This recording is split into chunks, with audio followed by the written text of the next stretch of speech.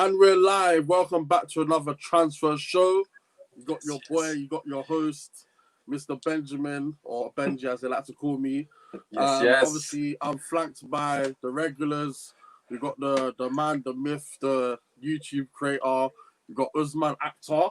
Did I say yes, right? yes. What are you saying? Thank you for having me on your show, mate. I really do appreciate it. Not that you had to say it, but I really do appreciate it.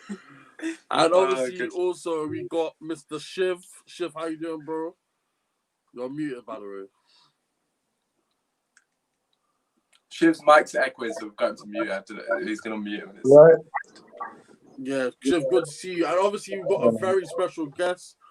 We got Josh. Does a lot of good work in the Man United community. Check out his links below. He writes a lot of blogs. He likes a lot of presses and stuff. Obviously, I followed him on Twitter. I tried to DM him, but he didn't want to reply. So you ain't got the pulling power. You ain't got the pulling power. I didn't realize. Apologies. It's so good. It's so good. But Josh, tell us a little bit about what you do, so people can check you out. Yeah, so the last few years I've just done a lot of fan article writing for loads of different United accounts. Now I'm doing a lot of work with United Report, which I'm sure everyone's heard of. We've been growing that website over the last few months, so just mainly writing for them, and then in my full-time work, just doing a lot of social media and with other sports accounts and whatnot, just trying to make a name for myself as well on the side. So sport every day, tweeting every day, as you'll probably if you see my account. Yeah, and obviously following Man United, we've got quite a main focus, so I'm trying to grow. She's been working, mate. 15,000 followers. Some of us can't get 500, but it's okay. So today we're going to be talking about the Thiago rumours, and then we're going to be talking about Sergio Reguilon. I should have got the translation before I started. Sergio Reguilon. So, boy, Thiago, is it going to happen, or do you think it's just paper talk? Usmaan, you can go first. Oh, you start with me. Right, first and foremost, I'm not even going to get excited by this one because I think this is just too good to be true regarding Thiago. Because for me personally, I've been a massive fan of this guy. I don't know many football fans that love to see the beautiful game not be a fan of this guy. The way he plays, his vision is absolutely disgusting. That pass that he played a couple of weeks ago, that volley pass that he hit, I think it might have been to Kimmich that actually led to the goals of the assist prior to the assist sort of thing. His technical ability is unbelievable. But for me personally, without sounding too negative, I just think it's a matter of Liverpool putting the money down. Whether that will happen remains to be seen, because it does seem to have a similar situation to what happened with Werner. Because a lot of us thought Werner was going to Liverpool. It was quite evident that Klopp wanted Werner as well. But for some reason, the board didn't back Klopp and put the money down. Hopefully, it's another situation like that. Man United could come in and hijack it. But I'm not confident that it's going to happen, to be honest. Fair enough. Me too. Josh, what are you thinking? Kind of the same. I don't think we should get too excited because I think, like say, Liverpool are the favourites. I think if they want to pay the money, then he's as good as going there. But obviously, as you say, it does seem like again this summer that Liverpool board are reluctant to invest. So yeah. I think it's one of them where if we don't get our hopes up, but similar to Van der Beek, you never know, because we saw how quickly negotiations pursued with that. And I know I didn't want to use this word, but the word monitoring, because I know fans are a bit sick of it, but it does seem like at the minute we're keeping tabs on it because obviously, as you say, a player like that comes available, you have to be obliged to at least get absolutely. So I think at the minute, if he is available for 30 million and no one else wants to go in for him, if we get the call to say he's available, then it's one of them where it could happen really quickly. So it's worth keeping tabs on, but we shouldn't create a narrative where if Thiago doesn't come to United, that it was a disappointment or he rejected us. I don't think that's the case. I think it's just one of them where if he does come available, then there's no reason why we shouldn't be in for him. Yeah, I know Shiv is dreaming of having Thiago, Pogba, Van der Beek and Fernandes in FIFA 2021. So what are your thoughts, Shiv? Do you think we'll get Thiago, or do you feel like it's just a lot of nonsense? You're muted, pal. Shiv's going to keep forgetting, isn't it? Is he still muted? Shiv, you're muted, mate. You might want to unmute. You might want to unmute your mic. Yeah, can you hear me? Yeah, if I'm honest, I think there's something in these Thiago rumours.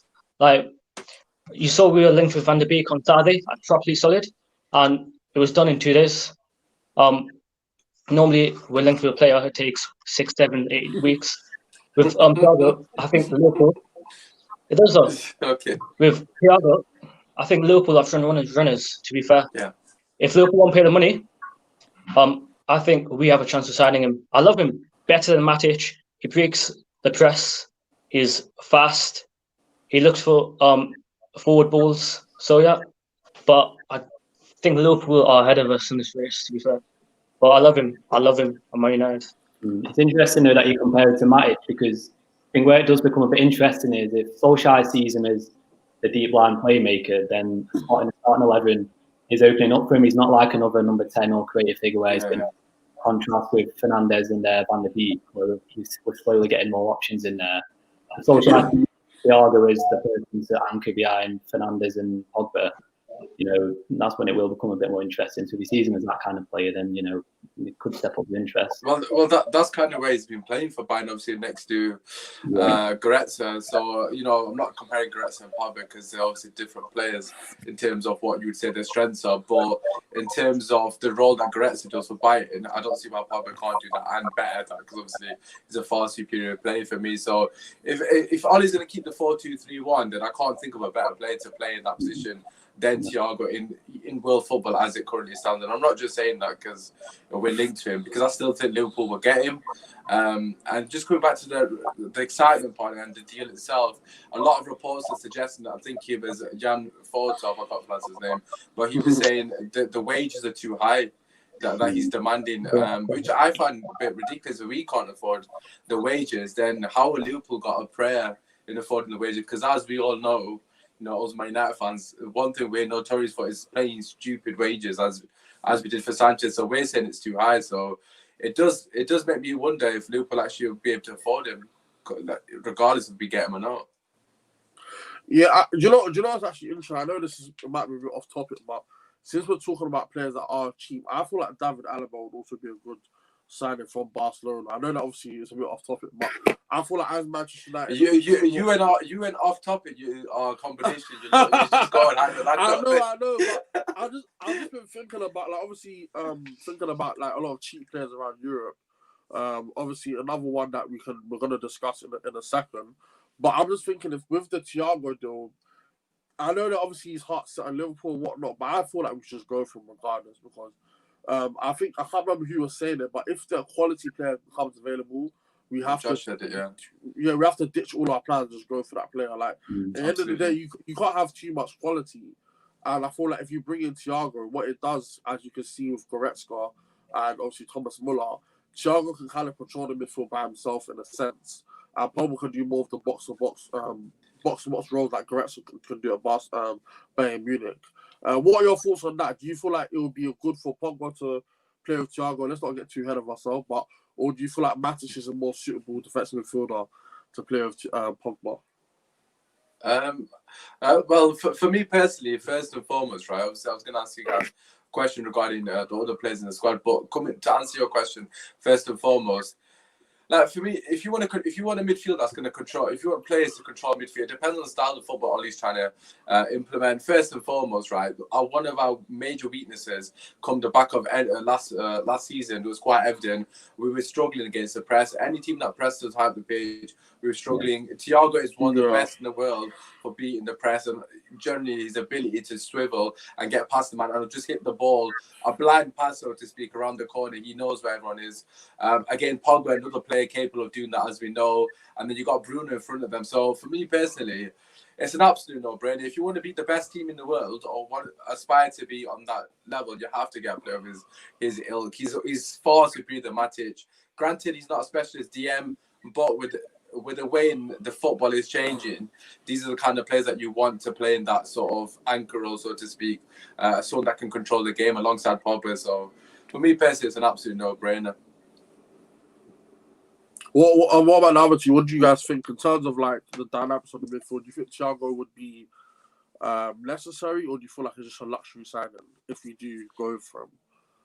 No, I think similar to what's just been said. I think Thiago gets into any midfield in Europe So I think any midfield could accommodate for him, but I think for us he would slot in quite nicely because obviously the 4-2-3-1, even though Matic is a more stereotypical defensive midfielder, I think obviously with the modern game, the deep line playmaker is just as important. And even though since Bruno's come in, we're seeing Pogba shift a little bit more forward. He hasn't been a stereotypical 4-3-3 where we have one sitting and then two just pressing forward. Pogba's actually started a bit as well and dictated the front runners in front of him. I think if you had Thiago next to him, someone who likes to get on the ball, come forward, like play it in those little tight spaces, we would be dominating games with them two sitting deep. You know, you'd be talking like 60% average, 60% possession. Absolutely. So even though he, as you say, he's not a stereotypical CDM, I think having two midfielders like that in the 11 with Bruno pushing on, we'd be dominating games similar to like how City did when they were setting up with like De Bruyne, David Silva, etc. So I think it could work personally. Okay, fair enough. So we're gonna move on to another guy. I don't know how to pronounce it, but Sergio. Is it Sergio Reguilon? I believe that's his name. You're just saying it right, but just go with it. Left back from Sevilla. Obviously, you know all about Sevilla when we played against them in the Europa League. So, Shiv, how important do you think it is for us to sign a left back this summer? Because one of the positions at Manchester United, the most split decision for me, in terms of positions on the football field, is actually left back. A lot of us don't like Luke Shaw, and a lot of people do like Luke Shaw. So how important do you think it is for us to get a left back, or what are your thoughts on the left back situation at the moment? Muted again. Yeah, can you hear me? Yeah. If I'm honest, I don't think the left back is that important for us to strengthen. Yeah, I'm always open to getting players that are better than the current players we have. But I think Luke Shaw, he's got no assist in like 7 years or something. Where have you got that stuff from? None this year. None this year, like 4 and 7 years, something like that. But for me personally, I'd rather right winger. Centre back is more important. I think he has like 5 assists in La Liga this season. And with him, with our team, he'll get a lot more because we have better quality players. But for me, I wouldn't say left back's important. But yeah, I'm happy to have him. Spare dribbling and Shaw going forward, which Shaw lacks massively going forward. He struggles a lot. So yeah, depends to be honest, but I'm priority left back for me. No. So Josh, what do you think? So obviously, I've heard like Usman's thoughts on Luke Shaw. What are your thoughts on Luke Shaw? Do you feel like he's the man to take us forward, or do you feel like we need just a little bit of an upgrade on well, I think with the left back position, I think obviously at the start of the summer, United obviously kind of realistically we're going to sign 3 players this summer. And I think then priorities, right wing, centre mid, and centre back, as Shiv said, they are the priorities. So I think it's about addressing them. And when you're talking about priorities, I would say it would be in the club's plans for next summer to look at a new left back. I think Shaw's had a decent season, but obviously as we've seen with his injury record, he isn't that reliable. And for me, obviously the other option in there is Brandon Williams, who, to be fair, obviously an academy player, got a young one coming through. I think he has done well, but I think when he's on that left side, I think he slows down our transitional play going into the final third, obviously because he's right-footed and he still needs experience in that part of his game.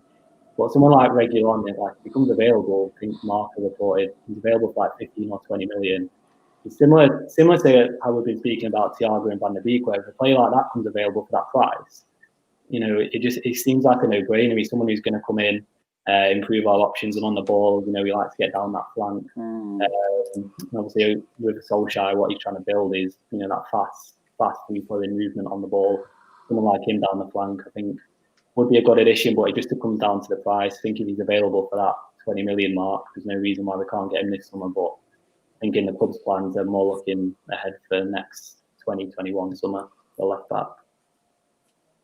So, Usman, what are you thinking? What for me personally, at 20 million, like Josh said, Reguilon is a steal for me. I would go in hammer and tongs for a new left back. What do you think? Do you feel like we should keep Luke Shaw and Brandon Williams for the season, or do you feel like we need more cover for that position? Right. So first and foremost, I do agree with what Josh said regarding what Shiv said in terms of it's not an important position for us to get. I actually was someone that thought that for a lot of the season. However, because Luke Shaw is constantly injured, or he's injured fairly frequently, it's a risk. And for me personally, it's not a risk we need to take given the price of Reguilon anyways. He's very cheap for the quality that he possesses. For me also, I would actually move Brandon Williams over to right back as cover for Wan-Bissaka. I just think it makes perfect sense. I think in terms of what we saw from Brandon Williams, which got a lot of United fans excited, he is a player that can get forward really well. Granted, he hasn't done that in the last couple of weeks, so to speak. But he's right forward. I think we need to remember that. Granted, he was doing really well prior onto left back, which obviously pushed Luke Shaw to up his game. But I just think we need to do the same and put him on the right back position, and then bring in Reguilon at left back cover / playing him. Because I think if Luke Shaw was to get injured, hypothetically speaking, again, it means we've got Brandon Williams for the rest of the season at left back. And with all due respect to him, he's just not good enough to play there for the full season. He's very young, inexperienced, and as Josh alluded to, he slows down a lot of our attacks. Just coming back to the stats regarding Luke Shaw, granted his stats aren't good in terms of his assists, but I'm not really one for stats because I actually watched 90 minutes of football, and I think Luke Shaw offers so much balance, and a lot of that goes massively unnoticed because he doesn't get the killer pass, or his crossing definitely doesn't need to improve. Don't get me wrong, but I think in terms of what he does offer us, people need to appreciate him a lot more. But I would go for Reguilon because we can't trust Luke Shaw to stay fit. So for me personally, it's an absolute no-brainer, to be honest, with that price. I think so. Go on, Josh. I was going to say with Reguilon, I think with the left back position, we're saying it's not that much of a priority, but it's going to be one of them which probably could be addressed if we see outgoings similar to the centre back situation. Like obviously we're trying to push a centre back at the minute, but that's only going to happen if Smalling gets sold, and also realistically, it looks like Smalling's going, but I've just seen a lot of. But to be fair, we put a video out. Well, I said put a video out. We was going to put a video out regarding Smalling last week, saying that he's sold, because I was I'm sure Benjamin will get to go more detail, but we were quite confident that Smalling's on his way out. So you could potentially put the money from Smalling straight onto Reguilon in a sense, because it's the same price, isn't it, really? And then also Diego's a lot as well. Like he looks like he's falling in that category where, he doesn't get any game time under Solskjaer, and he's in the year that since Solskjaer's been permanent manager, I wouldn't say that that scenario looks like it's changing at all. So if he goes full back opening at the back, and that means you can shift Williams over to the right and then bring in a left back, and then all of a sudden you've got 4 options there competing for the whole season. Exactly, and that's what we need to be doing, isn't it? Really? Yeah. That's a very interesting point. We both brought up. I'm going to come to you, Shiv, in a second. But I think personally, you see, one of the things I've realised that I've just remembered now is that Ashley Young was our left back for like 3 or 4 seasons. We haven't really had a natural left-footed left back for the whole season since Evra, which was like 2013, or even since Daley Blind in like 2014-15. And we're now in 2020 going into 2021, and we still do not have a left-footed fullback. So Shiv, just to ask you, just to round up. We do have Shaw, Benja. I don't know if you noticed he's left-footed, mate. But the only thing, like I said, no, but Shaw can't play the whole season. I suppose. You might have said. Season. To be fair, this I do agree he does get injured a lot. Hence why I think we should get Reguilon. But this time his injury was just a freak accident, and he can't do much. Someone kicked him, mate. Do you know what I mean? Like, literally. But do you know what it is? When it comes to like Manchester United and like injuries and stuff, and like our first team's good, like everyone says. But let's say, for example, we need to bring someone off the bench, or someone gets injured, especially in that left back position. I think that's left back is probably the most weakest position that we have, to be fair, in terms of, for me anyway. Because with centre back, at least you have 4 centre backs you can kind of rely on in a sense. Then obviously the right back, you have Wan-Bissaka, who never gets injured. The midfield now is stacked, and obviously up front is a bit more. Obviously, with the incoming of Sancho, so that's going to be a bit more. I feel like left back during the season, when we get to like December, Luke Shaw's not going to be able to cut it. And I feel like Williams and Rashford do not have a good partnership. So, Shiv, what's your thoughts on Brandon Williams going in for next season? Do you think we should put him on loan, or do you feel like he should be moved over to the right back position? I'd move him, well, I'd loan him, if I'm honest with you. Because we saw when Shaw went injured and when Williams came in, a drop off in terms of our left hand side. He made a mistake against Sevilla, a mistake against Chelsea, and I just think he needs a game time. He needs to go in a championship, have 20, 30 games, and really get more game time, in my opinion, because he's a young lad. Yeah, So 19, he's 20, 19, yeah. is he? Ain't he? Yeah, so I just think alone would be the best for him in the championship, or Italy or Spain, and just to get more game time and stuff. So yeah, I go Williams on loan for me. But I don't think it's good enough for the first team. It's a massive drop off from Shaw, in my opinion. So just loan him. But I don't know. I think for the first half of the season, he was quite good, to be fair.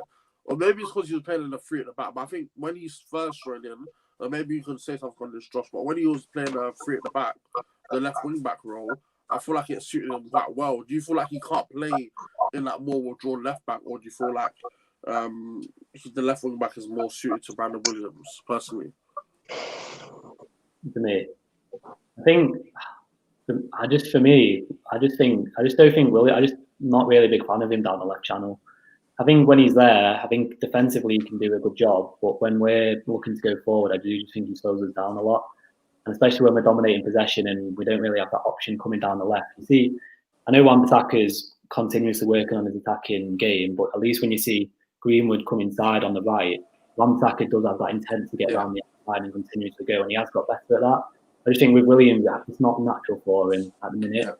But I'm not sure that'll come down the left because he is right-footed and he does look comfortable down the right as opposed to the left. Not that should be too critical of him because obviously, as we say, it's his first season in the club.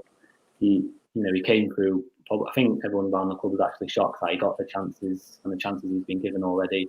Barely even played under 23 football. But at the same time, we're looking at the starting 11 now. And as Shiv says, like if Shaw does get injured, United don't really have a natural left back in the squad unless Ethan Laird comes in. But again, we're just getting into the repeated narrative of just throwing the youngsters in. I'd rather have someone like Laird come in and learn off a consistent left back, same with someone on the right. So I'm not being too critical of Williams. I just think we can do better in that department in this summer. It could be a chance to address it. It's a fair point. So yeah, there we have it. Don't I get a say on this loan move for Williams? Oh, I thought you want to loan him out. You don't like. I didn't say that. I can't believe believe you just said that you want to loan out Williams. I'm actually baffled that that's even a thought. Who's gonna play if Shaw's injured right now? So what we playing for Spencer left back first game of the season against Palace? There's no way we can loan him out. There's no way. Unless we start Reguilon. Even then, I wouldn't loan him out because he has to go right back for me. Like, I genuinely think Williams' ability to go forward is actually quite good if he's on the right side. So, I'm a bit disappointed with Dallas not got more opportunities. I've got to say, I know we mentioned that he's getting sold.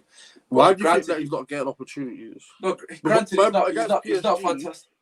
Against PSG, he did start on the wing, I think it was. But I don't talk about that. But granted, he's not great defensively, but I just think he can offer so much going forward. So I just think with Williams as well, Williams' ability on the right back position, testing Wan-Bissaka, so to speak, and giving us that cover, I think that's vital. I think this loan for Williams is a mistake if that happens because we're literally one injury away from that having. Just imagine if we sign Reguilon and Shaw gets injured, then if Reguilon gets injured or suspended, we're literally having to play false Mensa there. I just don't. And don't even get me started on how poor he is at left back. So. For me personally, I wouldn't loan him out. That's just my thoughts. Anyone got any more thoughts before we close? So I don't get battered in the WhatsApp section. I agree.